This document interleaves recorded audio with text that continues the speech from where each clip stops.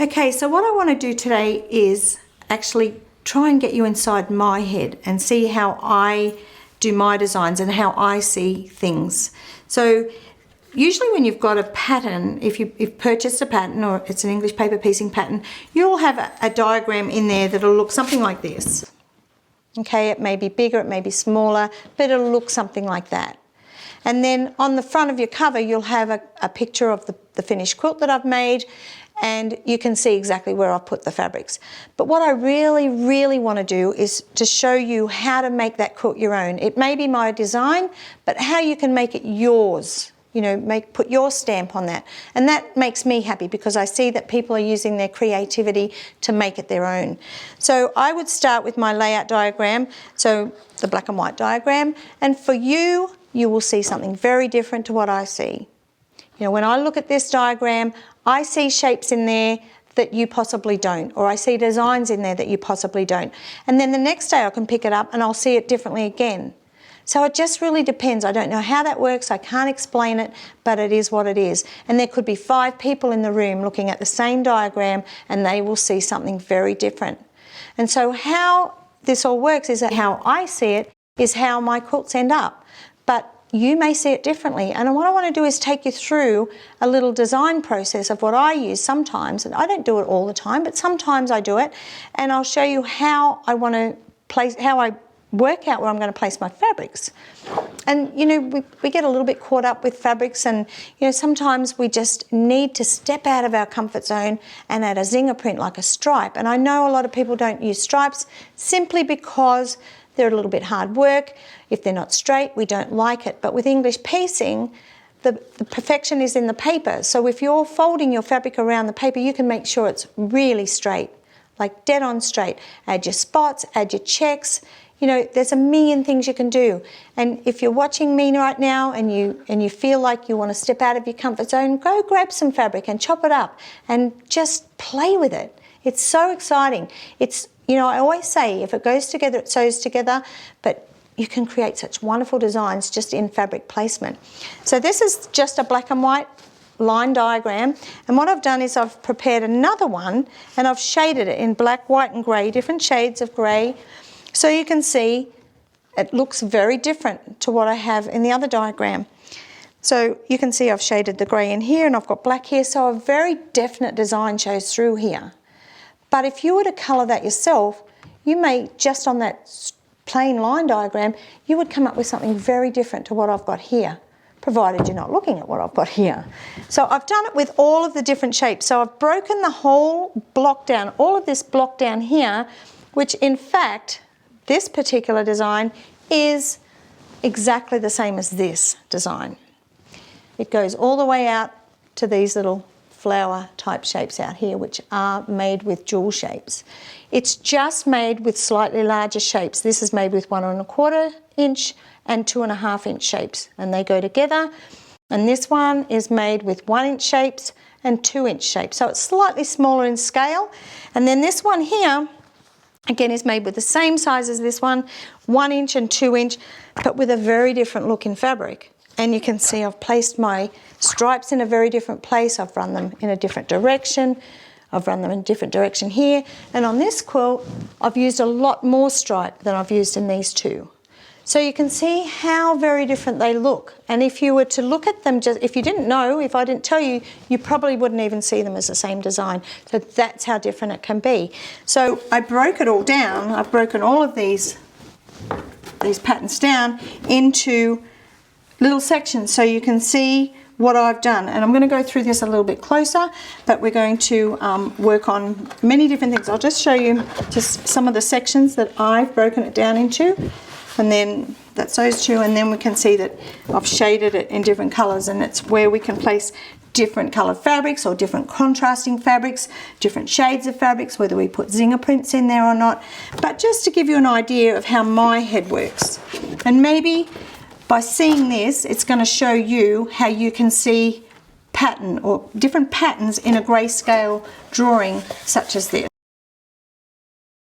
Now I'm going to take this one the line diagram. There's no influence here from me or anybody else. It's just a line diagram.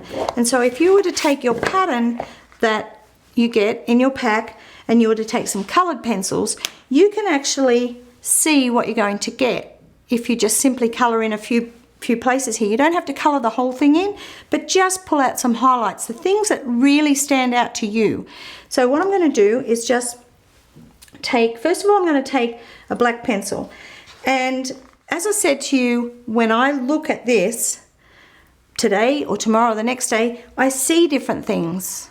I see very different things. So I'm going to, this time I'm going to, I see this here and I can see a star coming out in here. So I'm just going to take my black pencil, I'm going to draw some lines coming out from the center on my equilateral triangles, and there will be 6 around the outside of here. So if I just do that, and this would represent a stripe fabric. So I'll just go all the way around the outside and color those, or not really color them, but draw those little stripes in. And then I might take a pink, and you know, this, it might not be the colors that you use in your fabric, but I'm just trying to show you how it all works. And I might color this in roughly in pink, and I'm going to go around on these 6 pointed stars. I have 4 here, make up another 6 pointed star, but I'm just going to do the ones that are going around so it forms like a circle. So I'll just color those. So that means we would have 12 of those here. So I'm just going to quickly color those in.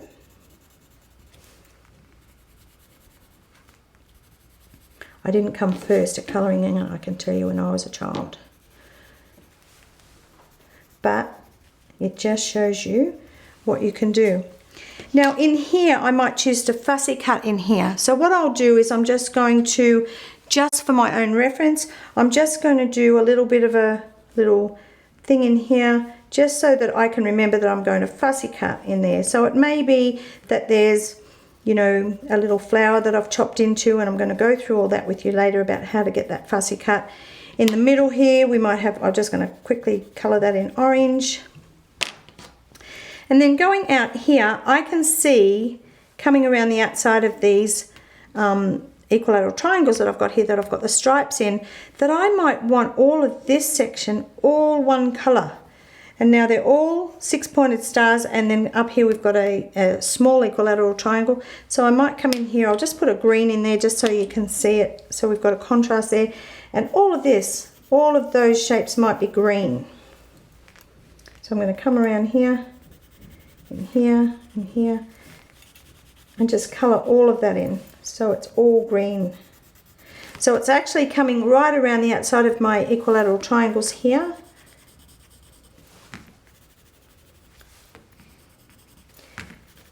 So you can see what we're getting here, all the way up here. Now I don't need to do all of that, I don't think, so you can see what I've actually done. Or maybe I will, just let me. So you can see how it's taking shape, and it looks like a real, it looks like a star effect now. Very quickly do that.